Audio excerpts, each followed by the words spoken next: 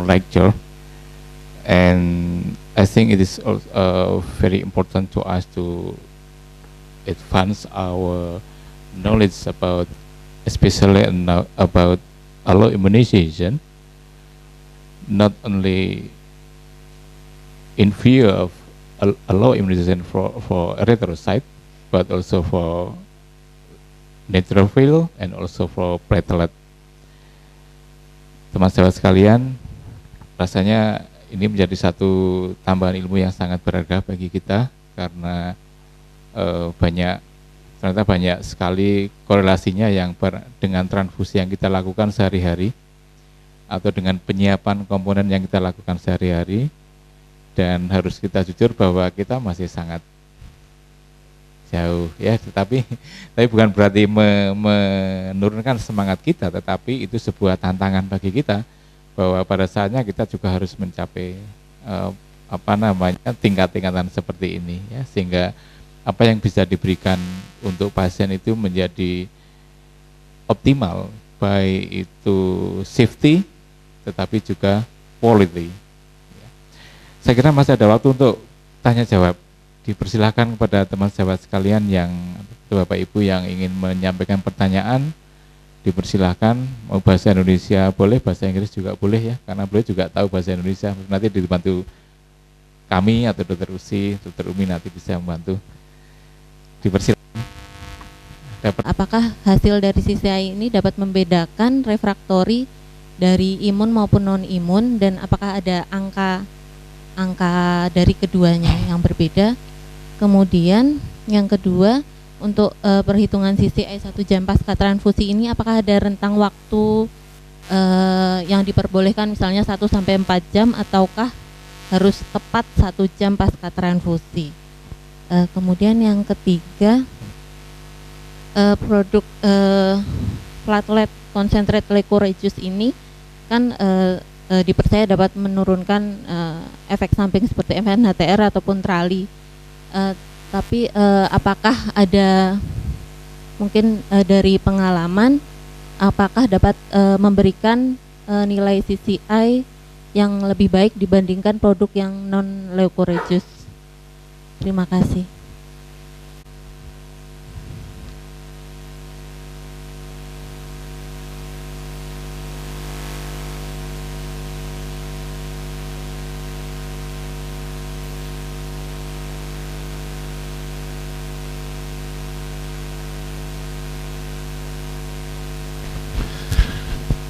It's a very, very important question.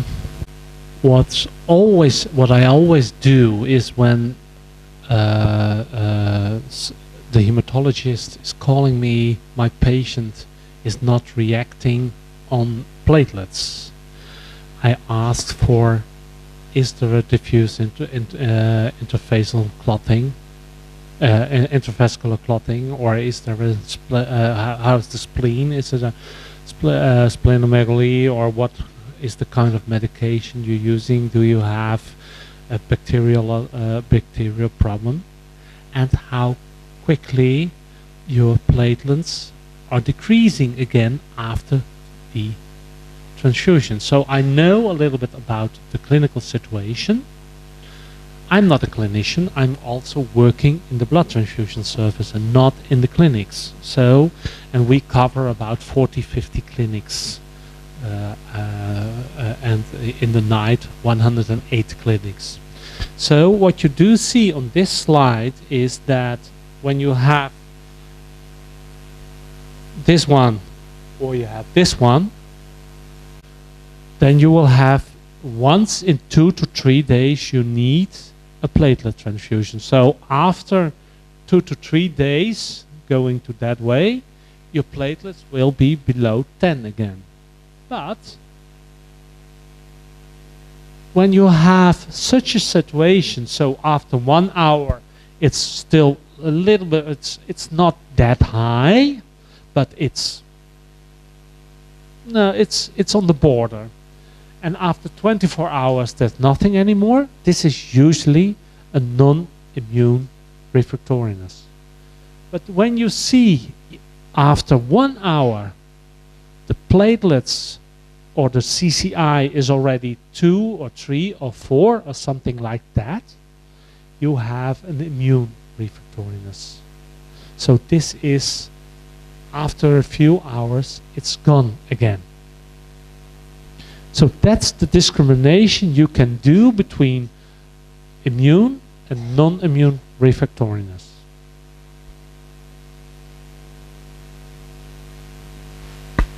Okay. The second question, Dr. Hans, is about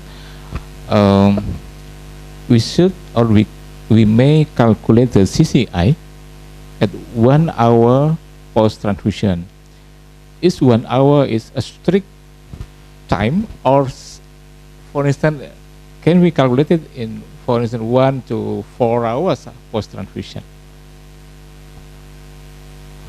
Yeah. So this is the usually advised. okay. So it's not strictly. You can do it after 2 hours, or that's also possible too. But 3 hours, 4 hours, 5 hours, 6 hours, you can do it. But you should keep into mind that your CCI could be 0 again after 6 hours. That you know, or it's when it's 3 or 4 after 6 hours. The discrimination between an immune and a non-immune refractoriness can be very difficult. So you, when the CCI after 6 hours is, let's say, 12 or 10 or so, you know everything is okay. When it's below the 7.5, you should go more in your next transfusion, you should go more in detail and in a shorter time. And the last question is about the leuko-reduced platelet concentrates can reduce the incidence of FNHDR. And is it also this component have a relationship, or can also increase the CCI result? Oh, that's a difficult question. It will give less febrile reactions, but in a febrile reaction you can have some damage of the platelets. So in theory you will have, you could have a decrease or influence on your CCI with high leukocyte counts, in which apheresis products usually are already. So, but this increases the price also. In the PRP products, as you normally deliver, this is not possible by doing this by filtration or in another way. You have somewhat higher leukocyte counts than in the white blood, in the Buffyco-derived platelets, in the pooled platelets. But yeah, that remains very costly.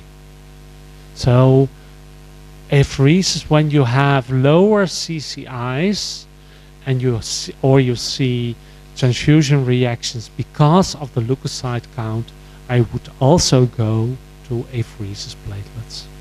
It's in that way, it's a better product.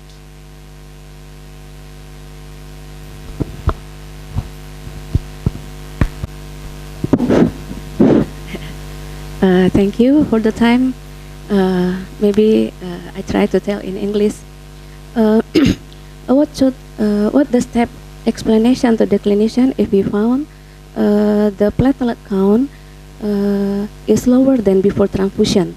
Sometimes the clinician blame our lab because maybe they think what's wrong with our analyzer. The patient has been transfused even 10 units, but the platelet count is lower than before transfusion.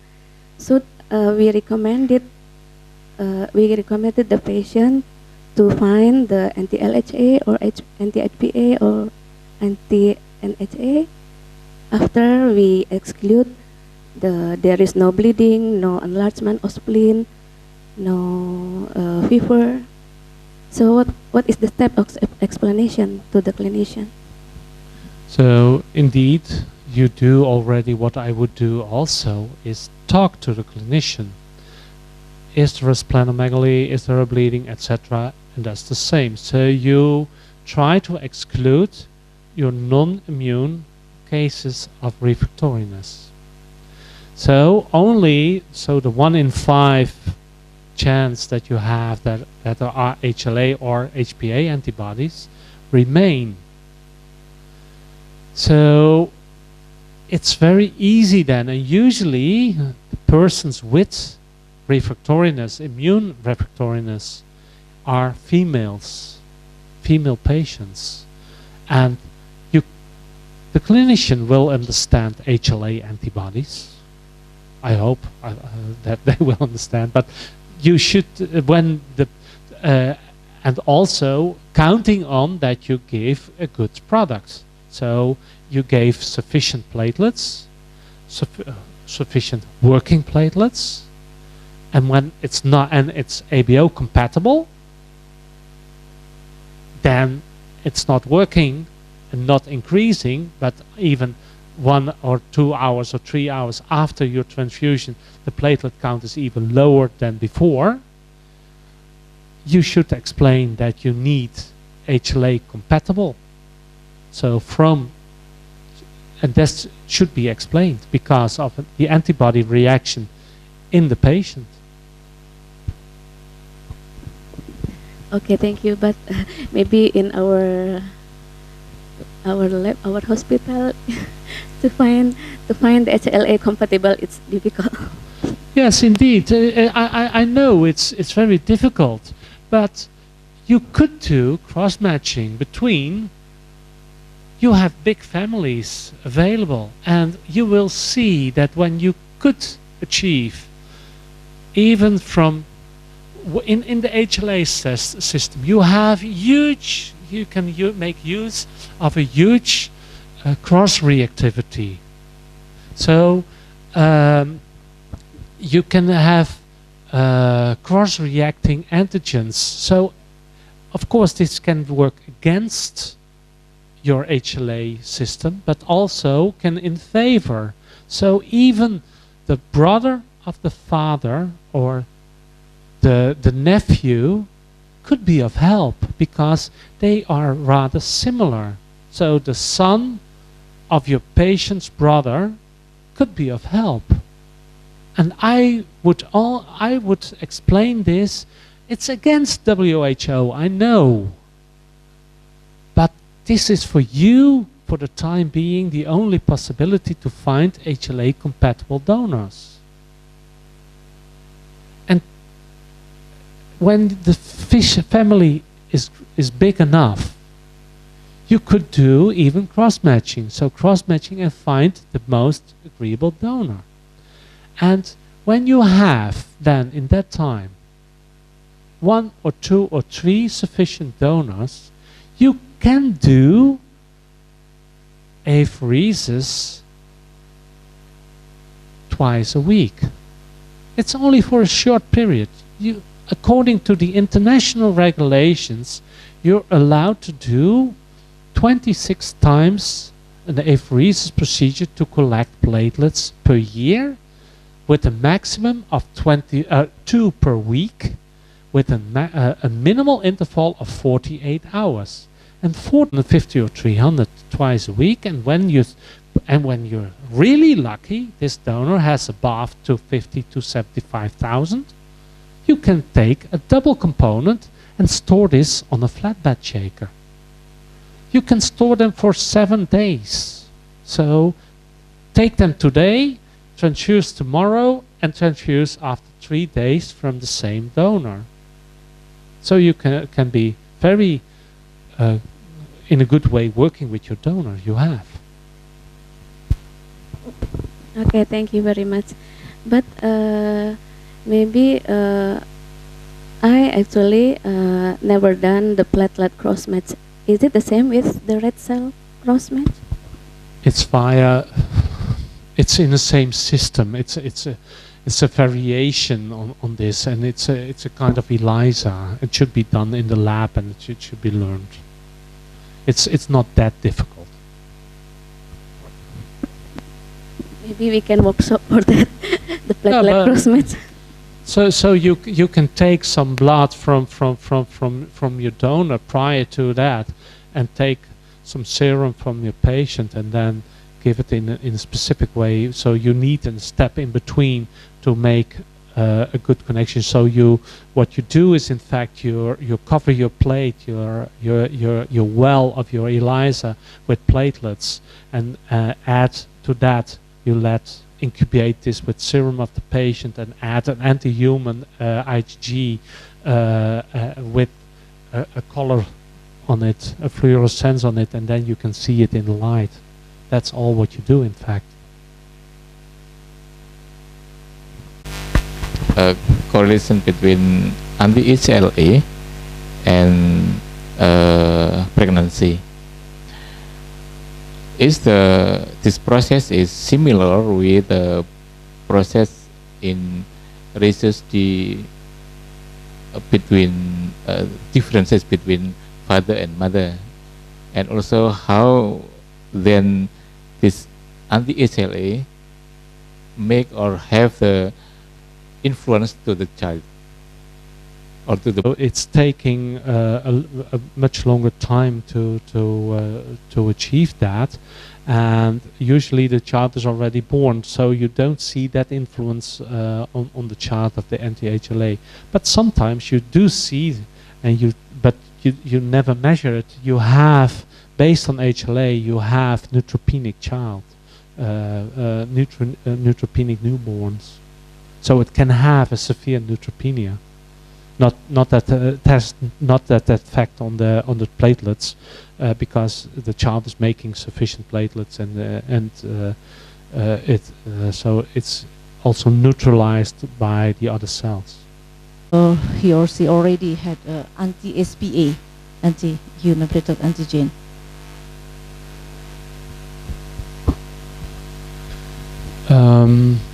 So when the donor has anti-HPA, so what you did see in one of the slides, about 22% has an anti-HLA, and 44% has an HLA and an HPA. So about 22% has also of the donors has anti-HPA. That's one thing. In Nigeria, that's one thing. When you transfuse this plasma, in fact, to your patient? That's the question, in fact, or not? So, yes, you will see a decrease of platelets. However, I think that there is a function of the platelets, but when you have a plasma transfusion, so sufficient plasma transfused to a patient with normal platelet counts, you will go from 250,000 to maybe to 200,000. So you don't see it, the effect that good. When you do this, of course, with a patient who has only 25,000, you could have problems indeed. Plasma is not given. So the question is more, when you do give platelets from female donors to your patient. So as you know that in the Western world, in the US and in Europe, female donors are not being used anymore for platelets because of the anti-HLA and the anti-HPA. So we count with that, but I think you don't have the possibilities to refrain of only female donors. Even we do not, in the HLA compatible donors, we do not count with the gender of the donor. So we use female donors for HLA typing, and we use them because otherwise you don't have enough. So in a normal situation, in a normal blood transfusion, I would put the female donor on the second place for the plasma and the platelets. But in an HLA or an HPA type situation, at least as high as. This is more to avoid TRALI. Saya kira cukup mungkin ya, saya kira sudah cukup mungkin ya. Dan juga Dr. Hans, thank you, dan I will back to the Master of Ceremony. Applause to Dr. Hans again. Our speaker today, we would like to give you a little gift from us, from the Faculty of Medicine, Universitas Gadjah Mada. Jaman.